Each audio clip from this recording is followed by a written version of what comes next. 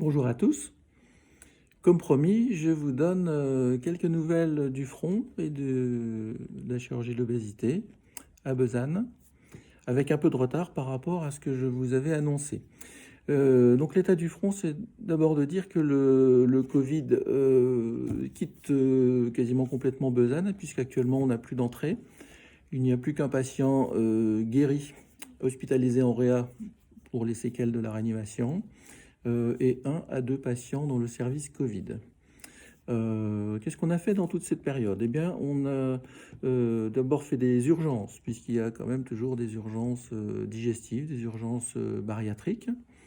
On a fait aussi beaucoup des consultations initiales, ce qui a permis à beaucoup de patients en vidéo consultation. Hein. Vous pouvez vous inscrire d'ailleurs toujours sur Doctolib pour des consultations de suivi ou des consultations initiales avec Doctolib. Il y a des créneaux dédiés. Donc ces consultations initiales ont permis aux patients de prendre date, notamment pour ceux qui auront un parcours de 6 mois. Ça permet de donner le top départ et de ne pas prendre de retard. On a fait également du suivi. Vous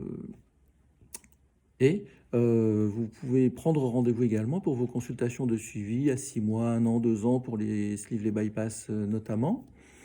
Et je vous remettrai à l'issue de cette consultation un livre qu'on a eu juste avant le confinement qui s'appelle Les 100 questions les plus fréquentes, un livre de 50 pages auxquelles ces questions, auxquelles répondent donc des chirurgiens, des nutritionnistes, des psychologues et aussi des patients sur les questions les plus fréquemment posées. Pour les anneaux, les consultations ont repris et les ajustements d'anneaux ont lieu tous les matins à peu de choses près comme avant. Vous pouvez aussi vous inscrire sur Doctolib pour voir les créneaux. Les consultations ont également repris hier, lundi. On continue à privilégier des consultations vidéo en alternance avec des consultations physiques et avec les précautions d'usage qui vous seront rappelées à la prise de rendez-vous. Hein, évitez de venir accompagner, venir avec un masque, respecter les distances. On vous dira tout le protocole. Les bilans, actuellement, on peut en passer 5 par semaine au lieu de 4 le lundi et 4 le jeudi. Mais c'est déjà pas mal, puisque comme il y aura très peu d'absence, je pense que tous les bilans pourront être faits entre la deuxième quinzaine de mai et le mois de juin. Les RCP, les réunions de concertation, ont été faites régulièrement avec Sophie Varin, Nathalie Lévy-Bobot, avec Isabelle Gobil.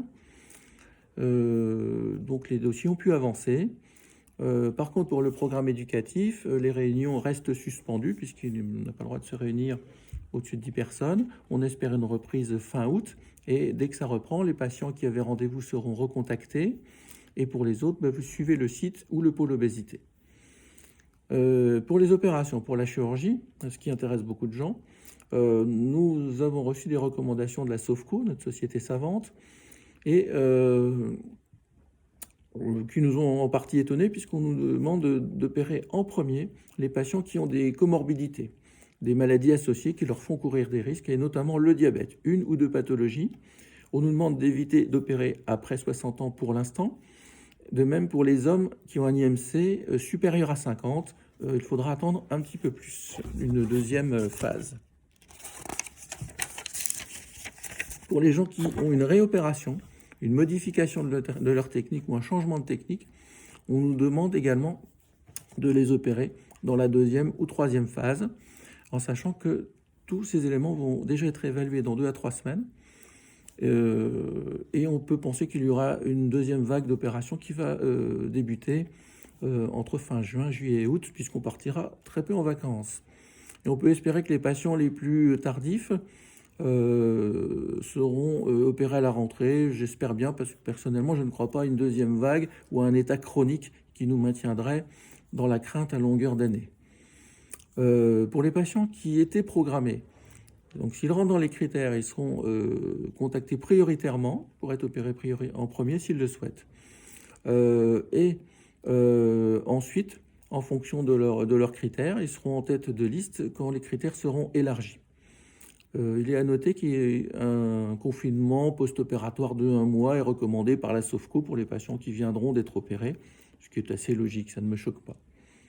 Voilà quelques nouvelles. En conclusion, on a essayé de perdre le moins de temps possible, et pour la reprise, ça sera la même chose.